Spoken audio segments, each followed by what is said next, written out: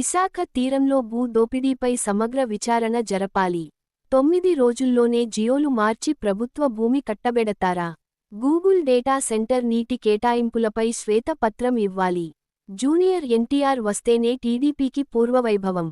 తెలుగు శక్తి అధ్యక్షులు వి. రామ్ సంచలన శంఖారావం.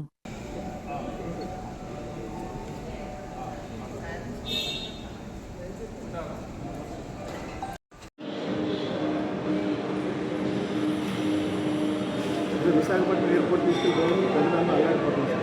విశాఖపట్నం పేరు ప్రపంచ చెత్త గడ్డ నుంచి తెలిపేస్తుంది. విశాఖపట్నం పేరే పోతుంది ప్రపంచ గడ్డ నుంచి. వైజాగ్ ఎయిర్పోర్ట్ అంటున్నారు. దాని వైజాగ్ ఎయిర్పోర్ట్ దాని వైజాగ్ ఎయిర్పోర్ట్ వస్తుంది. దాని పేరు మనకపోతే ఈకేజీ కూడా రాదు, అది కొత్తగా వస్తుంది. విశాఖపట్నం పేరు ప్రపంచ గడ్డ నుంచి చెరిగిపోతుంది.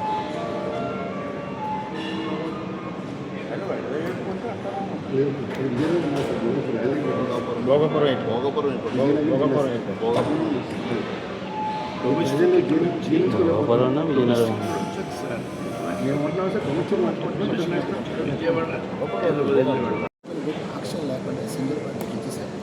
అదే పూర్వం మీరు అడగచ్చు, రామ భూమి గజల్స్ అంటే సీపర్ కోట్ల పూర్వం మా ముందు మేము తాజ్ కనీసం తాజ్ మీతో ఇంటిని నోవట ప్రభుత్వ కొనాలి.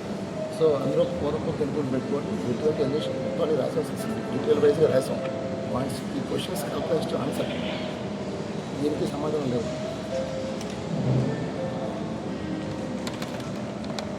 విశాఖపట్నంలో భూములన్నీ కంటిన్యూగా పెట్టి ప్రజలు నానా ఇబ్బంది పడుతున్నారు సార్. వాళ్ళు పిల్లలు పెళ్లి చేసుకోవాలన్నా, చదివించుకోవాలన్నా, మన వైద్యం కోసం అమ్ముకుందామన్నా సరే ఏమీ లేకుండా ఇంత ఇబ్బంది పడుతున్న అక్కడ చూడలేదు సార్.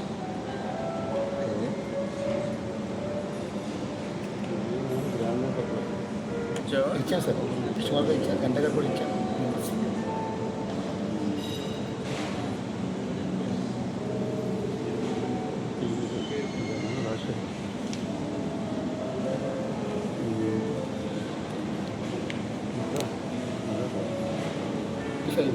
పూర్వం బిల్డింగ్ కట్టాలి కాబట్టి మనం పట్టుకోలేకపోయాం. ఇప్పుడు ల్యాండ్ అంతా లివింగ్ చేస్తాం.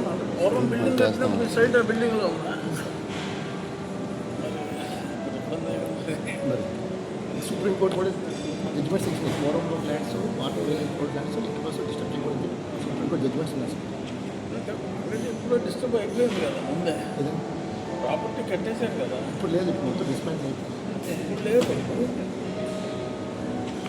ప్రాపర్టీ ముందు కట్టేసినప్పుడు వాళ్ళు కొన్న ప్రాపర్టీ ఆ బేసిస్లో కొనుంటారు కదా. కరెక్ట్, మీరు అదే అన్నట్టు అన్నారు సార్. అదే కొనుంటే మరి రీసెంట్గా 40,000 రూపాయలకి ఎందుకు ప్రాపర్టీ పంపుతున్నాం అని చెప్పి ఎందుకు పెట్టారు సార్? ఇప్పుడు అదే అప్పుడు అమ్మలేదు కాబట్టి వాళ్ళతోటి మార్కెట్ రేట్ అంటే అది 47,000 మార్కెట్ రేట్ అయి ఉంటుంది. అంటే గవర్నమెంట్ రిజిస్టర్ ఆఫీస్ రేట్.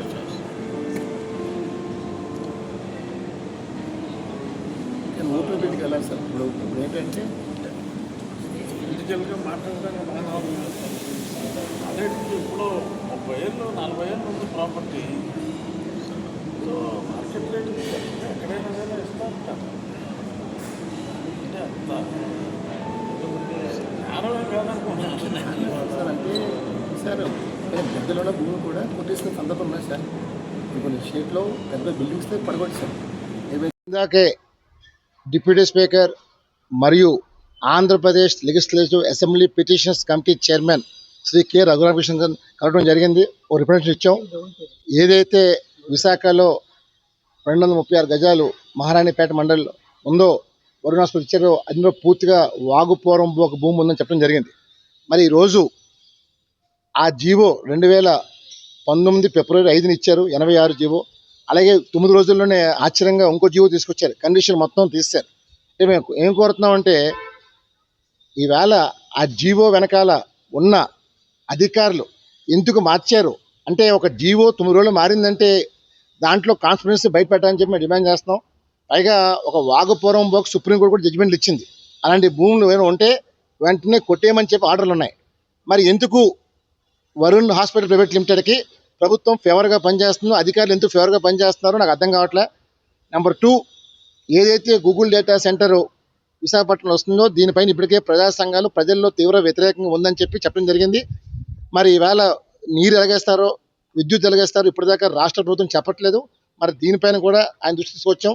మూడోది, విశాఖపట్నం ఎయిర్పోర్ట్ ఏదైతే భోగాపురంకి తరలిస్తున్నారో మరి దీన్ని ప్రజల్లో తీవ్ర వ్యతిరేకలు వస్తున్నాయి. మరి ఇప్పుడు దాకా మన విశాఖపట్నం పేరు ప్రపంచ చిత్రపటం నుంచి తొలగించబడుతుంది. అంటే విశాఖపట్నం పేరు ఇంకా ఉనికి కోల్పోబోతుంది. ఇవాళ స్టీల్ ప్లాంట్లో విశాఖపట్నం ఉనికి కోల్పోబోతుంది. అంటే విశాఖపట్నం అన్ని రంగాల్లో నుంచి విశాఖపట్నం పేరు తీసేయబడుతుంది. మరి ఇదేనా అడుగుతున్నాను. మరి రఘురామకృష్ణ గారు ఆంధ్ర యూనివర్సిటీలో చదువుకున్న విద్యార్థిగా ఆయనకు విశాఖపట్నంతో ఆయనకున్న అనుబంధం ఉంది. మేము ఒకటే కోరుతున్నాం, విశాఖపట్నం ఎయిర్పోర్ట్ కొనసాగాలి. భోగాపురం ఎయిర్పోర్ట్ కొనసాగొచ్చిన నష్టం లేదు. మరి పలాసరం ఎయిర్పోర్ట్ పెడుతున్నారు. సో విశాఖపట్నం ఎయిర్పోర్ట్ ఎట్టి పరిస్థితి తీయకూడదనేది ప్రజల డిమాండు. అలా రాష్ట్ర ప్రభుత్వం ఎందుకు మొండి వైఖరిగా వెళ్తుందో అర్థం కావట్లేదు. డొమెస్టిక్ ఎయిర్పోర్ట్ కొనసాగాలని చెప్పి తెలుగు డిమాండ్ చేస్తున్నాం. మరి ఇప్పుడే అందిన వార్త, ఏదైతే కలెక్టరేట్లో ఇవాళ మీటింగ్ పెట్టారో కలెక్టర్ గారే గైర్హాజరయ్యారు. మరి ఆయనే ప్రిసైడింగ్ చేయాలి. మరి ఇవాళ అంటే ఒక చైర్మన్ వస్తే కనీసం ప్రోటోకాల్ కూడా పాటించకుండా ఇవాళ అధికారులు వ్యవహరిస్తున్నారంటే అసలు ఏంటి వీళ్ళు ఇస్తున్న అర్థం కావట్లే. కనీసం కమిటీ మెంబర్స్ కూడా తెలియదు కలెక్టర్ గారు వెళ్ళారని. అంటే జేసీ గారితో మీటింగ్ కొనసాగించడానికి ఒక చైర్మన్ గారు వస్తే ఇదేనా అధికారులు? అంటే కనీసం ఇన్ఫార్మ్ చేయరు. వాళ్ళన్నప్పుడు మీటింగ్ క్యాన్సిల్ చేయాలి, ఇంకోటే పెట్టుకోవాలి. అంతేగాని ఏదో తూతూ మంత్రంగా మీటింగ్లు కలెక్టర్ గారు ఎస్కేప్ దారుణంలో జరుగుతుంది. దాన్ని డెఫినెట్గా మేము ఒకటే కోరుతున్నాం, విశాఖపట్నాన్ని అన్ని రంగాల్లోని వెనకబడి చేసేస్తున్నారు. భూములు 99 పైసలకు దాడదం చేస్తున్నారు. దీన్ని ఆపాలని ఎవరైతే విద్యార్థులు యువత చదువుకున్నారో చదువుకునే యువతకి ఏమని చెప్పి డిమాండ్ చేస్తాం. అంతేగాని ఇక్కడ యువత సరిపోదు, కానీ ఎవరో వచ్చిన విదేశీ మోజులో ప్రభుత్వాలు నడుస్తున్నాయి. దాన్ని ఒకటే కోరుతున్నాం, స్థానికంగా ఉన్న ఏమైతే ఉన్నాయో స్థానిక యువతకి ఇవ్వమని చెప్పి కోరుతున్నాం. అలాగే సింహాచలం కొండ భూమి ఏదైతే ఇచ్చారో ఆ భూమి వెనక్కి తీసుకోని చెప్పి డిమాండ్ చేస్తున్నాం.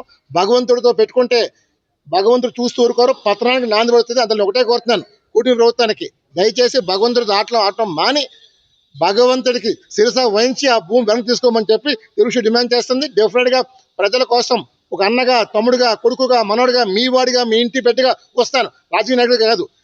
ఏదైతే లోకేష్ రెడ్ బుక్ అని బెదిరిస్తున్నాడో ఆ రెడ్ బుక్కి నా యమ బుక్ వస్తుంది. డెఫినెట్గా యమ బుక్లో అందరు భరతం పడతా అని చెప్పి తెలుగు మనం చేస్తుంది. జై హింద్.